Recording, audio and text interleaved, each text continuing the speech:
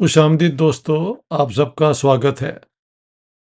आजकल Saudi Pakistan defence जो agreement हुआ है, कुछ लोग इसे ट्रीटी कह रहे हैं, उस पे बहुत चर्चा हो रहा है और मुझसे भी पूछा गया कि आपका क्या इस पे रिस्पॉन्स है।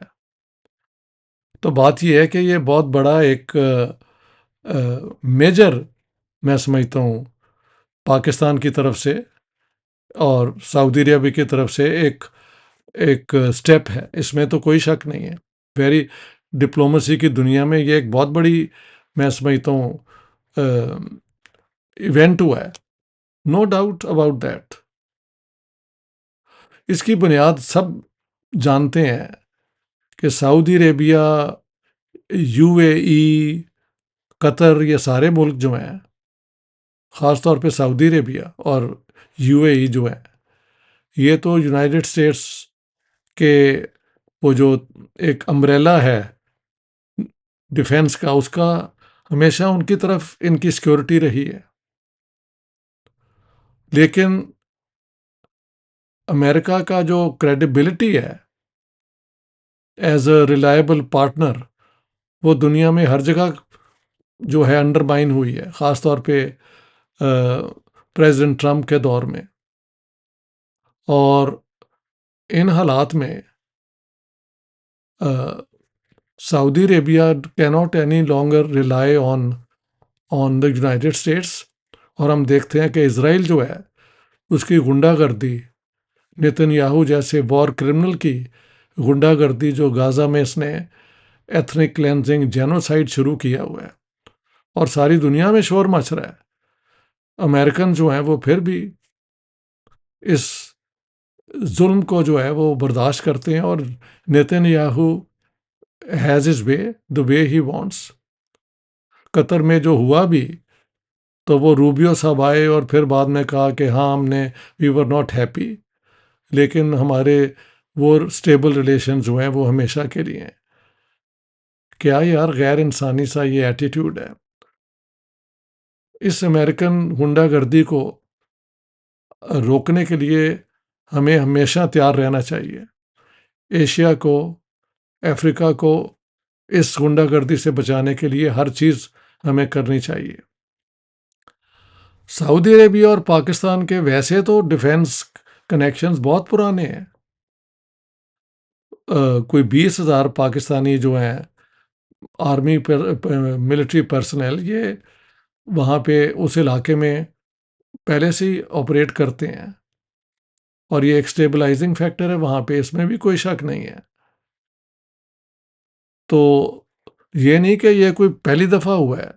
Pakistan has been part of the Saudis, और उनके ट्रस्ट भी एंजॉय करते हैं, सारा कुछ है।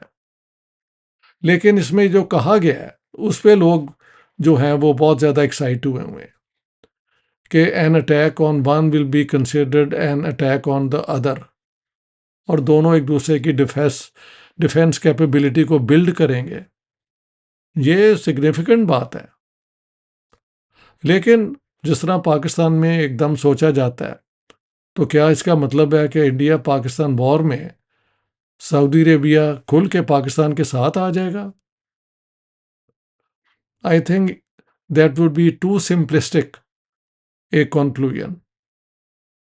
To simplistic. उसकी वजह क्या है कि जैसे पाकिस्तान और सऊदी अरेबिया के बड़े पुराने रिलेशनशिप हैं, बेसली of the nature of defence.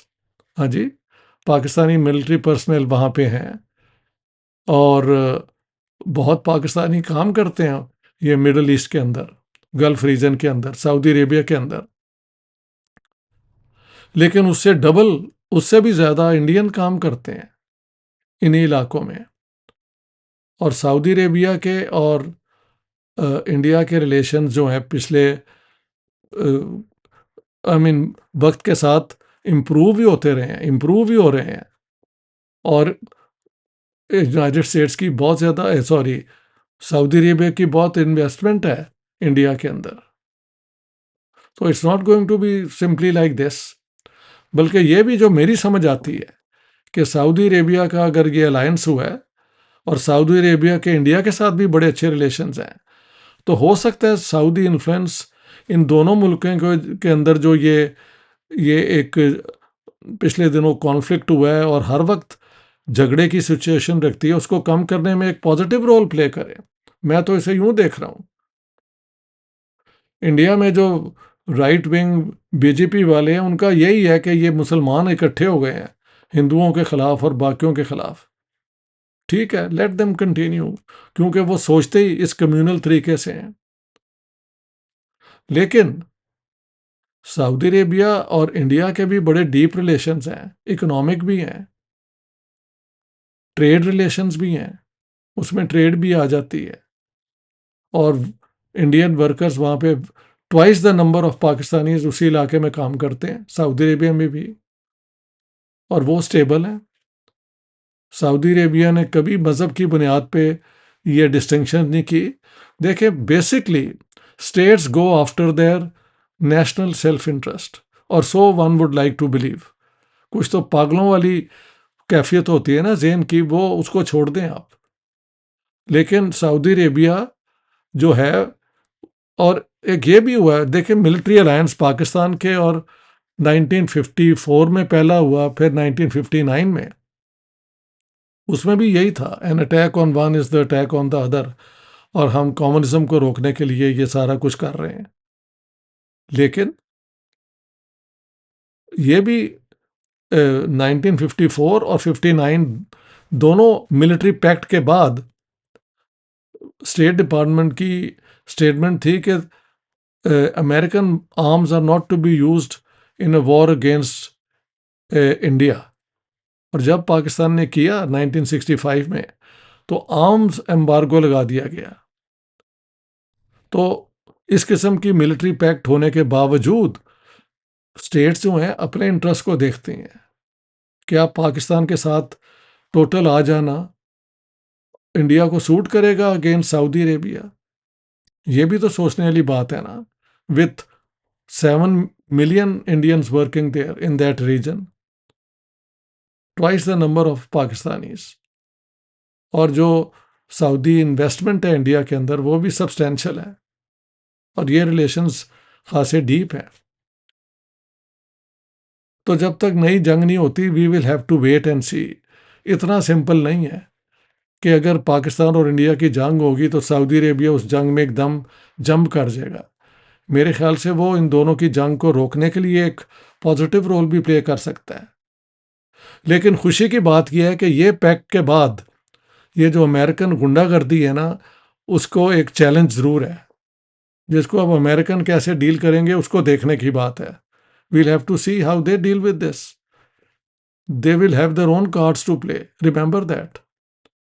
क्योंकि ये जो इसराइल ने इस दफ़ा क्या किया है कि पूरा धोखा है कि हमास, जिसके साथ मैं भी चाहता हूं कि उनका रोल ख़त्म हो जाए, वो एक सीज फायर के लिए आ रहे थे, तो धोखा दे के उन पे इन्होंने अटैक किया, और पूरा ऑब्जेक्टिव भी इनका पूरा नहीं हुआ इसराइलियों का, जिस पे अमेरिका ने भी नाराज़गी शो की।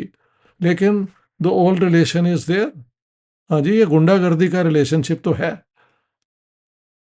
तो I don't think that is going to be, America का रोल कम हो, हम लोग मिल के इस इलाके को स्टेबिलिटी प्रोवाइड कर सकें, ये बेहतर है।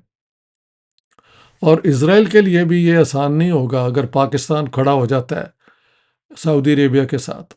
अगर इसराइल ने वो ग्रेटर इसराइल के जो है ना उसकी ख्वाब उसको परसू किया, ये Netanyahu is a mad man. ये तो सीरिया को भी और इंक्लूडिंग टर्की को भी इसका चैलेंज है, and we should never let that happen successfully, never ever. हम तो टू स्टेट के हक में हैं, वो बननी चाहिए, बजाय ये इसराइल की जो ग्रेटर इसराइल का प्लान है। This is all imperialism of sorts जो इसराइल प्ले कर रहा है अब। सॉर्ट्स किया जी, क्लियरली। दूसरी बात कुछ लोगों ने कहा ये डॉन के अंदर है कि ये उम्मा का अलायंस है।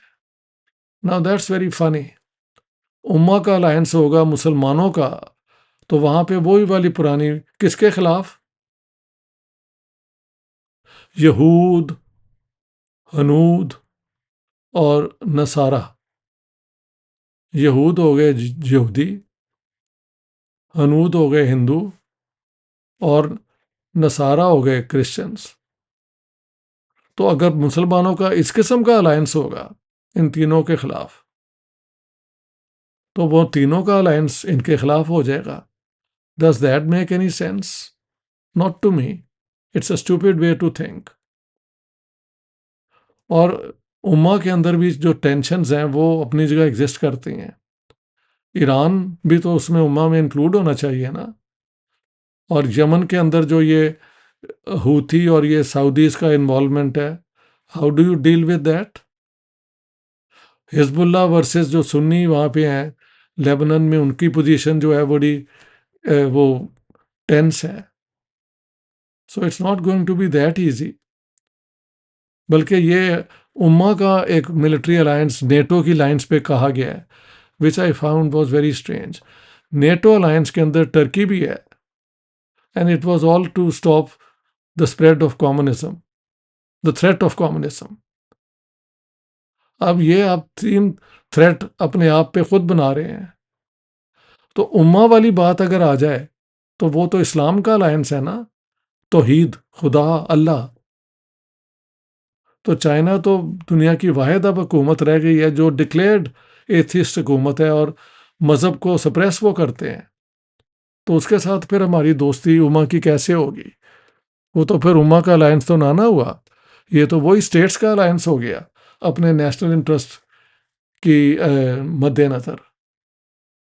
ये सब चीज़ें जिस तरह लोग बात करते हैं ना, लूज टॉक मैं ऐसे कहता हूँ, उससे आज़ाद होकर सोचना चाहिए कि डिफेंस, मैं इसे वेलकम इसलिए कर रहा हूँ कि अगर ये सऊदी अब पाकिस्तान की जो आउटस्टैंडिंग डेट है वो किसी तरीके से कम करवा दें, पाकिस्तान को इस जंगल से निकलने का चांस दें, पाकिस्तान की इकोनॉमिक डेवलपमेंट को मुमकिन करें, तो ये तो बहुत खुशी की बात है।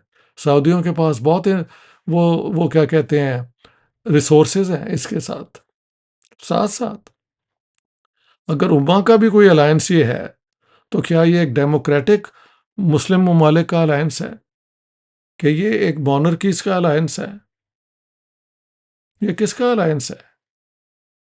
ये फंडामेंटलिस्ट का अलायंस है। मुसलमानों में ही तो ये तीन चीज़ें हैं, फंडामेंटलिस्ट भी हैं, डेमोक्रेट्स भी हैं, मोनार्किस्ट भी हैं।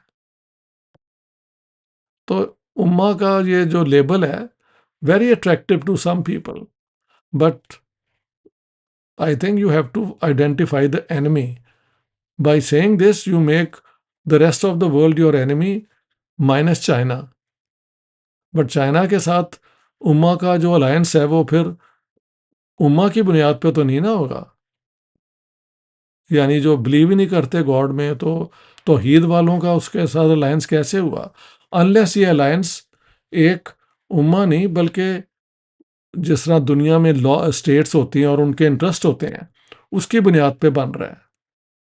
तो दोस्तों इतना ही कहना काफ़ी है कि मैं इसको वेलकम करता हूँ। मैं इसको कोई एंटी इंडिया अलायंस नहीं समझता। I don't think the Saudis are so stupid. बल्कि ये भी हो सकता है कि सऊदीज़ का इन्फ्लुएंस दोनों मुल्कों में जो है, इन दोनों मुल्कों की जो एलियनेशन है उसको कम करने में हो। हाँ, अगर मोदी साहब एक और जंग करें पाकिस्तान के साथ, पहले इन्होंने इंडिया का नेतन्याहू के साथ नत्थी करके अपने आप को पूरे एशिया और अफ्रीका में एलियनेट किया हुआ है ये बीजेपी हुकूमत ने। और एक वो ऑपरेशन सिंदूर और ये जो वट एवर इट इज, अगर इसी किस्म की बात दोबारा होगी तो ये आगे नहीं चलेगी। India will have to behave itself and the Saudis probably will help them. उधर पाकिस्तान को ये एंटी टेररिस्ट जो कमिटमेंट है उम्मा के अंदर भी होनी चाहिए ना। ये जिहाद बेस्ड अलायंस नहीं हो सकता। किन हथियारों से आप दुनिया को दोबारा कॉन्कर करेंगे? हाँ जी। So I don't think we have to dramatize the nature of this alliance, it is a good alliance अगर ये अमेरिकन इन्फ्लुएंस को कम करता है। और अब हमने देखना है कि अमेरिका क्या कार्ड प्ले करता है। जाहिर है अरब मुल्क अब उसको ट्रस्ट नहीं करते, तो उनका सारी जो एक्टिविटी रही है आज तक, हथियार बेचना, वहाँ पे मिलिट्री अड्डे बनाना, ये सारे जो हैं ये अब क्वेश्चन हो सकते हैं। लेकिन अभी भी America is a big big player, इसमें कोई शक नहीं है। दुनिया की मेजर पावर, बल्कि नंबर 1 पावर अभी तक वो है। China is going to be the new leader, leader number 2 और leader number 1 we don't know, only time will show. So there are many changes under way, and this military alliance, defence alliance जो है पाकिस्तान और Saudi Arabia का, उसको इन factors की light में देखना चाहिए। Thank you very much, all the best.